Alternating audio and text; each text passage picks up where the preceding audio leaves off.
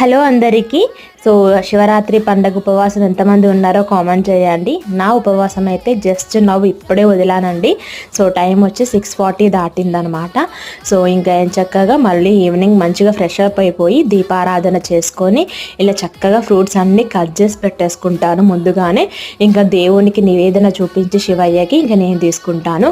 ముఖ్యంగా శివయ్యకి మోరంగడ్డ అలాగే ఖర్జూర పండు అంటే చాలా ప్రీతి కదా. సో ముందైతే ఖర్జూర పండుతో నా ఉపవాసం అయితే వదులుతానన్నమాట. సో చక్కగా ఇలా ఫ్రూట్స్ అన్నీ కట్ చేసి పెట్టుకొని దేవునికి నివేదన చూపించి తర్వాత మేము ఇంటిలో వాళ్ళందరం కూడా తీసుకుంటాము. నేను చక్కగా ఇక్కడ గ్రేప్స్ అలాగే దానిమ్మ గింజలు, ఆరెంజ్, మోరంగడ్డ, ఖర్జూర, అట్టిపండు, వాటర్ మెలన్, యాపిల్, మస్క మెలన్ ఈ ఫ్రూట్స్ అన్నీ కూడా నివేదన చూపించాను. ఇంకా ఇది ఈరోజు నా ఉపవాసం చిన్న షార్ట్ అండి.